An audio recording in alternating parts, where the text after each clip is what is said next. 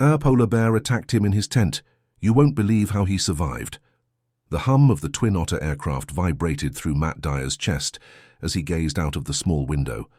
Beneath him stretched an endless expanse of rugged, untouched wilderness, jagged peaks, deep blue fjords, and a vast frozen world that seemed as if it had never been touched by time. This was the Torngat Mountains, one of the most remote places in North America. There were no roads, no towns, and no easy way out once you entered. It was pure raw wilderness where the land dictated the rules. Matt shifted in his seat, feeling the weight of anticipation press against his ribs. He had spent years dreaming of an adventure like this, a chance to escape the confines of his small-town legal work and experience true isolation. When he had seen the Sierra Club's advertisement for an expedition into Canada's farthest reaches, he had known instantly that he had to go. Now, thousands of miles from home, flying deeper into the Arctic, the reality of where he was going truly sank in. There was no turning back. The plane lurched as it descended, its wheels skidding slightly as they made contact with the rough gravel landing strip. Outside, a cold wind howled across the valley, carrying with it the scent of salt and snow. Matt stepped off the plane, his boots sinking into the frost-bitten ground. He inhaled deeply, his lungs filling with the crispest, cleanest air he had ever breathed. It felt different here, thinner, wilder. The others were already gathering their gear. 7 adventurers, each drawn to this place by the same craving for something untamed. At the head of the group stood their 2 trip leaders, Rich Gross and Marta Chase, both seasoned wilderness guides who had led expeditions through some of the harshest terrains on Earth. Marta pulled her hood tight over her head, shielding herself from the Arctic wind. "Welcome to the end of the world," she said with a grin. The group laughed, but Matt could feel something beneath the light-heartedness, a tension, an unspoken acknowledgement that this place was not just beautiful, it was dangerous. For the next 2 days, the group stayed in a small temporary base camp near the landing strip, preparing for what lay ahead. They studied maps, discussed hiking, routes, and ran through emergency procedures. But there was one briefing that stood out from the rest. They were gathered inside a simple wooden structure, the wind rattling against the thin walls, when a park ranger from Parks Canada stepped forward.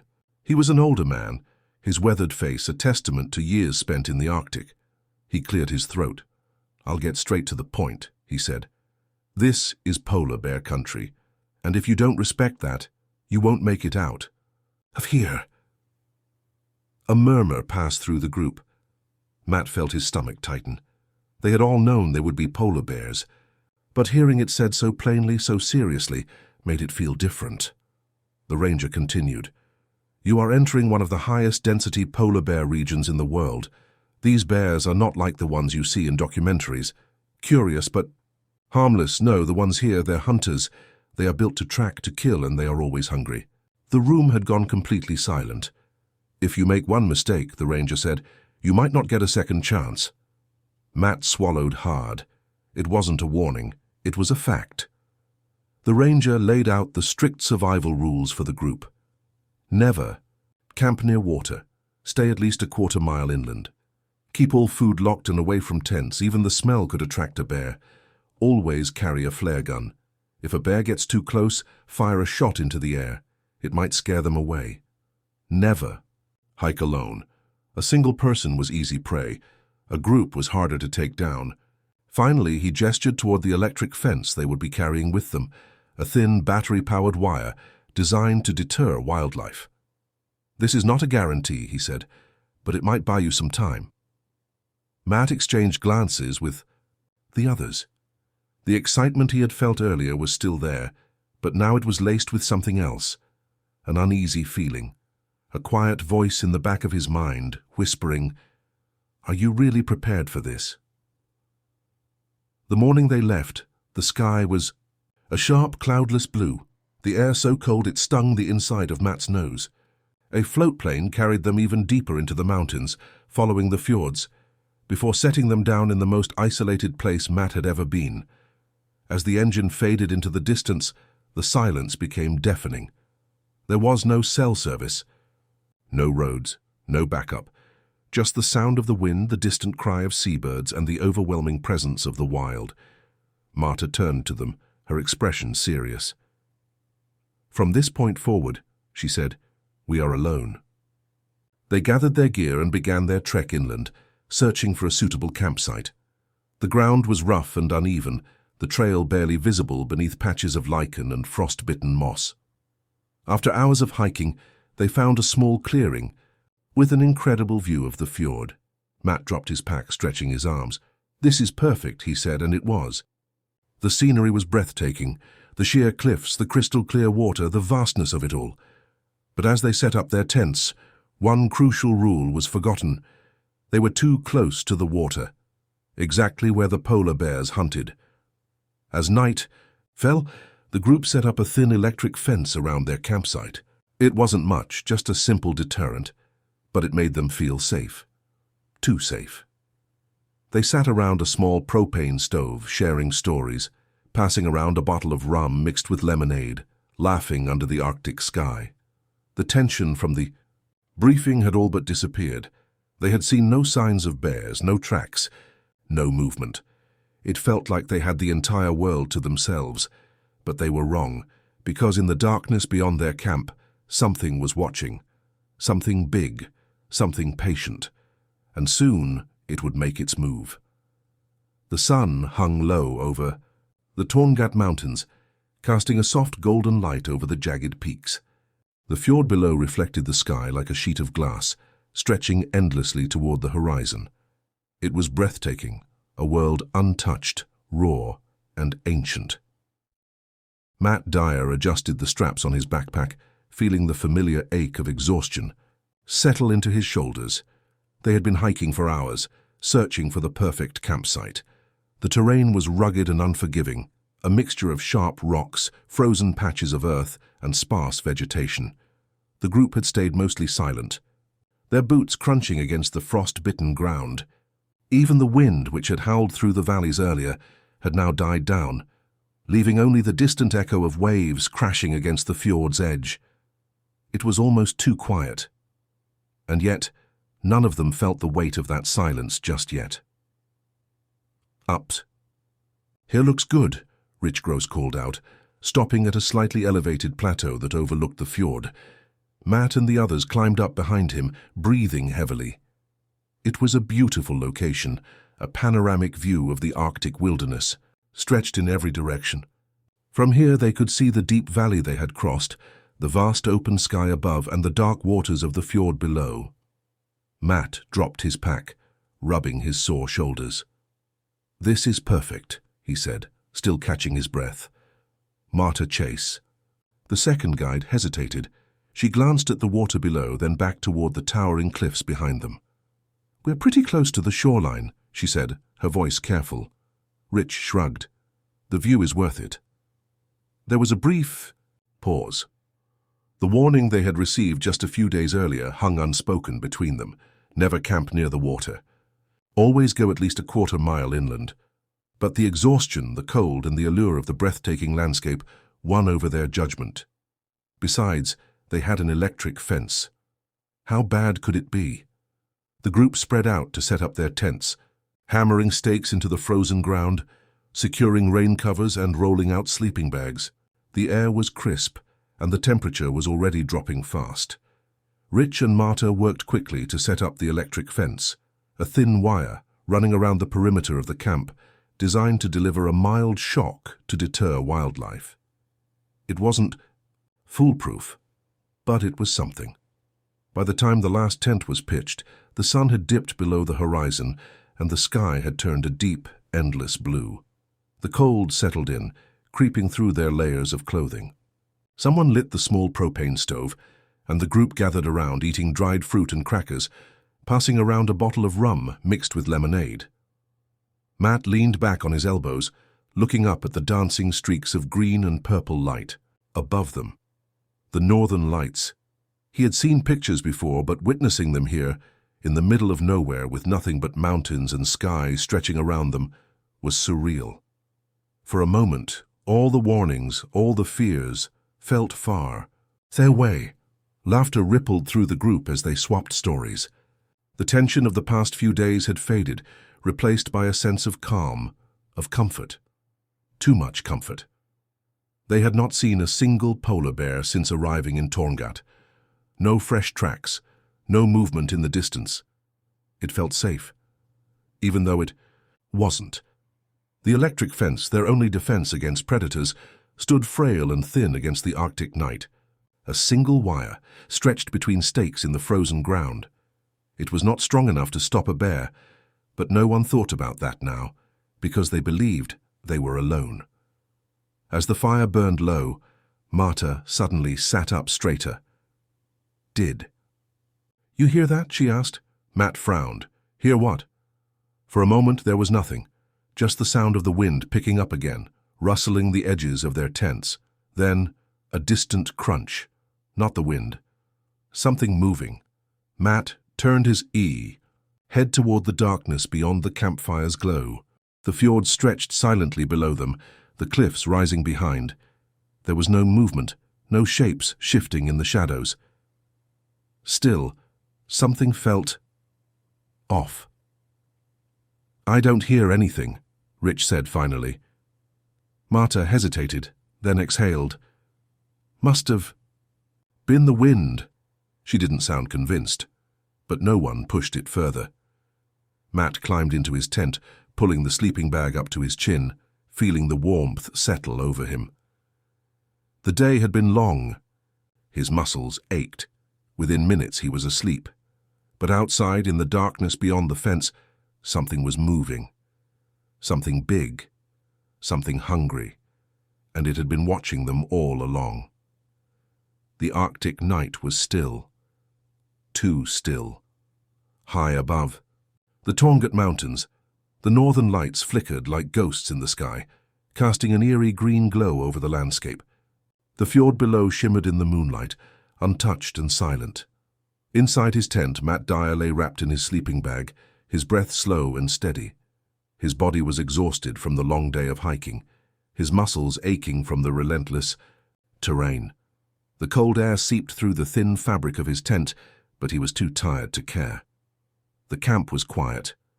The others had long since retreated to their tents, their muffled breaths barely audible beneath the soft rustling of the wind.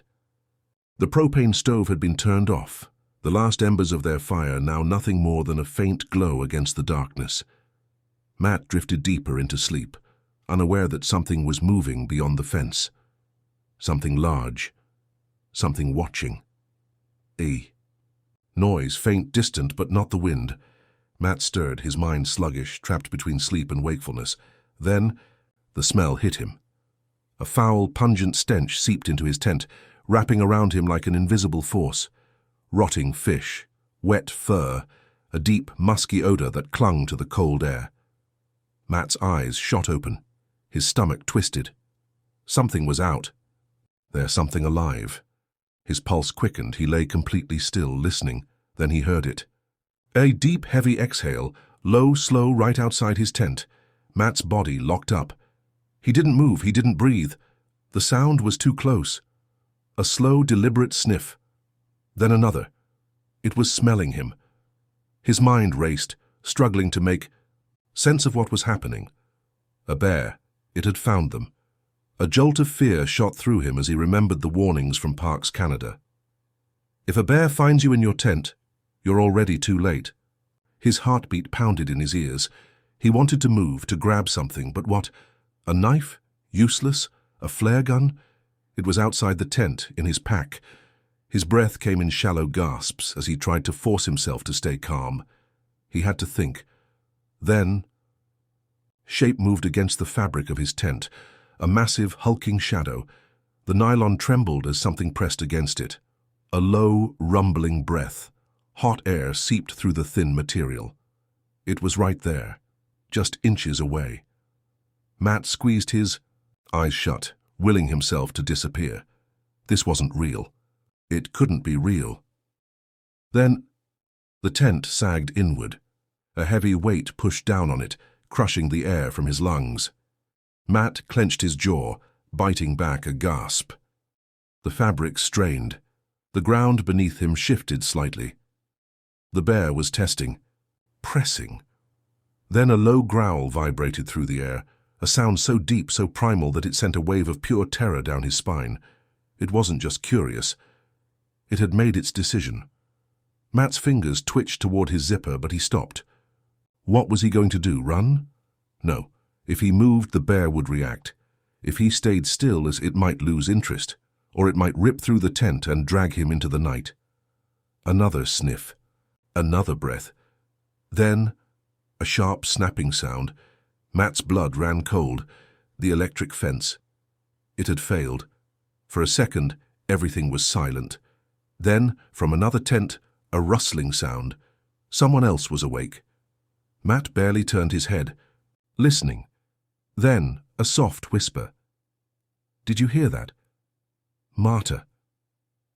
She was awake. She knew. Matt wanted to scream, to tell her what was happening, but then the tent ripped open. A flash of white fur, hair blast of freezing air. Then Matt felt the bear's teeth sink into his skull. For a moment, there was nothing but silence. Then, a violent tear. The thin fabric of Matt Dyer's tent ripped open like paper, and before his mind could fully grasp what was happening, a massive head lunged through the gap. Moonlight illuminated black, hollow eyes, a long, powerful snout, and jagged yellow teeth glistening with saliva. A polar bear. It was huge, far larger than he had imagined, filling the space like a living nightmare. Then, blinding pain. The bear's jaws clamped onto his head. A sickening crunch echoed through the tent as his skull pressed under the immense pressure. Matt's scream was muffled by the sheer force of the bite. And then he was moving. In an instant, Matt was yanked from his sleeping bag, his body dragged across the frozen ground, his arms flailing, desperately trying to grab onto anything, a tent pole, a backpack, the earth itself. Nothing stopped the bear. Its grip was unrelenting, its strength beyond comprehension. Matt kicked wildly, his boots skidding against the ice and dirt. His hands found a tent rope, and for a split second he clung to it with all his might. But the bear jerked its head violently. Matt felt his fingers snap open from the sheer force, the rope slipping away. The icy night air rushed over him as he was pulled farther from the camp, farther from safety, farther into the darkness. It took only seconds for the screams to begin. Marta Chase was the first to react. She bolted upright in her tent, her heart hammering. The sound had been like a gunshot, a tent ripping, a body hitting the ground. Then, the scream. Matt's scream. Marta grabbed her flashlight and unzipped her tent in one violent motion. The moment she stepped outside, her blood ran cold. In tea. The dim moonlight, she saw it. A white blur moving fast, dragging something across the ground. Her brain struggled to process what she was seeing. Then realization struck her like lightning. The polar bear had Matt, and it was taking him away. Marta didn't think, she just screamed. "Bear! Bear! Bear!" Her voice pierced the night, shattering the stillness. Tents burst open as the rest of the group scrambled out, their groggy minds snapping into panic. Rich Gross stumbled into the open, half-dressed, eyes wide with terror. Then he saw it too. Matt's body disappearing into the dark. The massive shape of the bear, its powerful limbs dragging him like a rag doll. Rich's training kicked in. "Flare gun, get the flare gun!" Someone was already ahead of him. A red streak shot into the sky. The flare ignited, bathing the entire campsite in an eerie, flickering glow. For a split second, everything was visible. Matt, his arms reaching out, his face contorted in agony. The bear, its muscles rippling, its jaws locked around Matt's head, dragging him relentlessly toward the trees. Blood, a dark stain trailing behind them. Matt could barely hear the screams behind him. The pain was like fire tearing through his skull. His body bounced off rocks and ice, the impact sending fresh waves of agony through him. He tried to swing his fists, but it was like punching a moving boulder. His vision blurred. His thoughts fractured. This is it. He was going to die. Then, a deafening explosion. The second flare. This time, it landed directly in front of the bear. The fire erupted in a blinding flash, sparks raining down like hellfire. The bear stopped for either. The first time it hesitated. It snorted loudly, shaking its head, the bright red glow reflecting in its eyes. Then, a louder sound. The entire group was screaming now, banging metal pots together, stomping, yelling, making as much noise as possible. The bear growled, a deep, guttural rumble of frustration. Then, in one final motion, it flung Matt's limp body to the ground. And it disappeared into the dark. Matt didn't move. For a moment, no one did. The bear was gone. But Matt, was he still alive? Marta was the first to reach him, dropping to her knees beside his body. His face was a mess of blood, dirt, and open wounds. His skull had deep puncture wounds where the bear's teeth had sunk in. His jaw hung at an unnatural angle. Matt. No. Response. Rich pressed his fingers to Matt's throat, a heartbeat, weak, unsteady, but there. He's alive. The relief was instant, but fleeting. Matt was hanging by a thread, and out here in the middle of nowhere, help was days away. Would they be able to save him? Or had the bear done enough damage to finish the job? The polar bear was gone, but Matt Dyer was barely holding on. The night that had once been filled with laughter and warmth had turned into something out of a nightmare. The Arctic wind howled through the valley, carrying with it the metallic scent of blood. Marta pressed her hands against Matt's wounds, trying to stop the bleeding. His face was barely recognizable. The bear's teeth had punctured his skull, deep wounds carved into his scalp and jaw. His lower face hung slack, his jaw dislocated, his mouth twisted unnaturally. His breath came in shallow gasps, barely audible over the pounding of the group's panicked hearts. "Stay with us, Matt," Marta whispered, her voice trembling. Rich Gross, their lead guide, fumbled for the radio. His hands were shaking. There was no hospital. No nearby help. The nearest emergency response team was hundreds of miles away, and Matt's body was failing fast. The reality of their isolation hit them hard. The bear had dragged Matt over 200 feet before the group had scared it away. He had lost a dangerous amount of blood. His jaw was broken, his skull fractured.